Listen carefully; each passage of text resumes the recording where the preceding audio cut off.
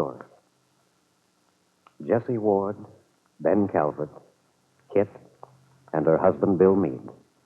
4 people whose lives are completely interwoven. 4 people whose thoughts at this moment are all centered on one focal point, the birth of Kit's child. 4 people who wait anxiously, but for completely different reasons. The birth of a child, a natural thing, yet its coming will determine the future, the destiny. At Angeles, Kit Meade is sitting a letter in her hand. A letter from her husband, Sergeant Bill Meade. And I'm afraid there's nothing much to report from Wakefield. I have just had a 36-hour pass, but didn't do much except take in a movie and police the house a little, which has gotten into pretty bad shape since your departure. You don't write me very much about what you do, Kit, but I can hardly blame you for that. This is a difficult time. It won't be so much longer now. At least write me frequently to assure me that you're all right. I wish there was something I could do, but more than anything, I wish you didn't have to go through with this alone. You will write me often, won't you, and tell me everything the doctor says. Yours, Bill. Yours. No, not mine at the moment. But you will be again, Bill. You will be. How stupid I was to be so afraid about this baby. To dread coming out here to California. Poor Bill. He still thinks I'm miserable and alone.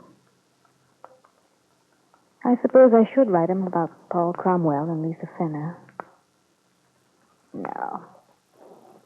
No, I don't think that would be such a good idea.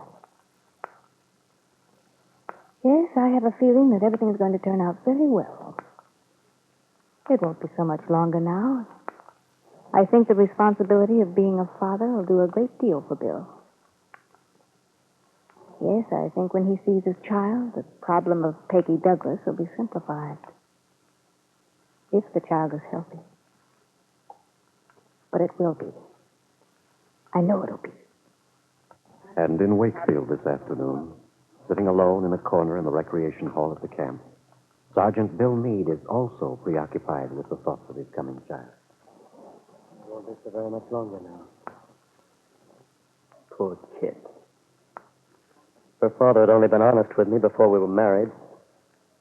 If he'd only been honest with Kit, all this could have been avoided. Oh, I hope for her sake the baby's all right.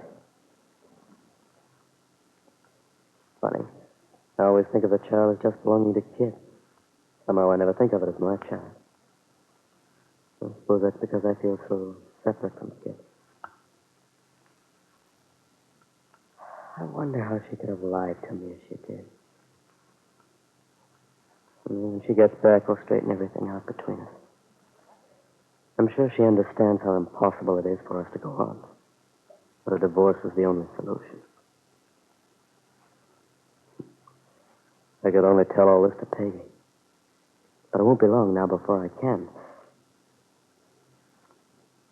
No, it won't be long. But it may be too late. But when I'm able to tell Peggy everything, surely she'll understand then. It won't be long before... Why do I keep saying that? It's almost 3 more months. That's a long time. It seems like forever. The thoughts of Kit's husband. The thoughts of a man eager for time to consume itself. But Bill isn't alone in this wish. It is the very fervent desire of his father-in-law, Ben Calvert. Ben, who at this moment in his office at the Calvert Real Estate and Loan Company is walking slowly up and down. If it only weren't so long, then I could stall for a little more time. But to wait 3 more months before I know about the baby. No, I don't think I can put Jessie off that long. 3 more months. By that time, Jessie will have the story all over town. Kit's heredity. The reason she had to go away to have this child. It'll be Wakefield's main topic of conversation for weeks.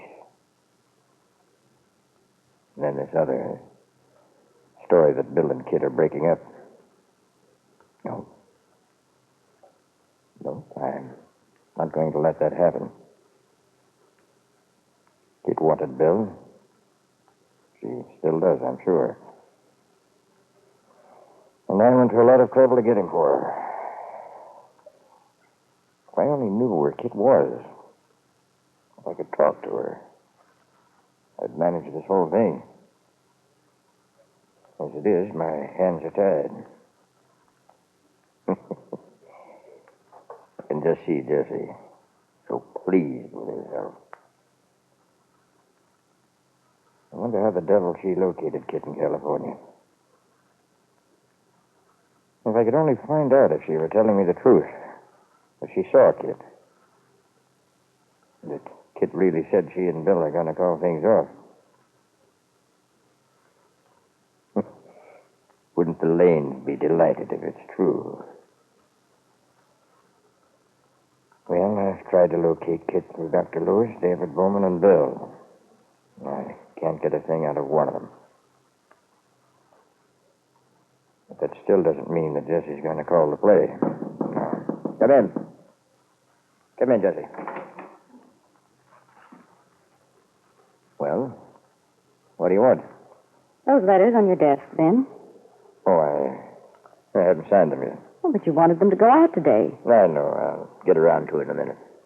Ben, what's come over you? You're letting everything slide so these last few days. You haven't given nearly as much thought to business as you should. Your concern is most touching, Jessie. Now, there's no need of being sarcastic with me. I am concerned about you. I hate to see you beating your head against a stone wall. After all these years, you've maneuvered and arranged and schemed to get everything to your liking. It was inevitable that sooner or later something would boomerang on you. I can do without your moralizing, Jessie. All right. But I'm only trying to point out to you that this is one situation over which you have no control. You can't control the fact that Kit is going to have a baby, and you can't alter the fact that I know all about it. It's quite true, but it doesn't necessarily follow that I have to agree to your proposition. No, of course not. If you've reached a point of indifference, if you don't care about Wakefield's knowing, just what have you decided? I haven't made up my mind yet. No? Well, Ben, I want an answer, and I want it now. Jessie, I can't understand your wanting a marriage that couldn't possibly bring you any happiness. Happiness? That's not what I'm interested in. In the old days, I wanted to be your wife because I loved you, but not now. I see. Well, I don't like being forced to do anything. You're basing everything on how far I'll go to keep this town from knowing about Kit. And about Bill and Kit's marriage about to break up. And about the child she should never have had. Everything. You'd think I'd do anything to prevent that, don't you? Well, you're quite right, Jessie. I would. I thought you would. With one exception. I'm not going to marry you. Is that your answer? Yes? And you'd better give it a second thought. There's no need. So you think I've just been bluffing? You still think I'm afraid of you, don't you, Ben?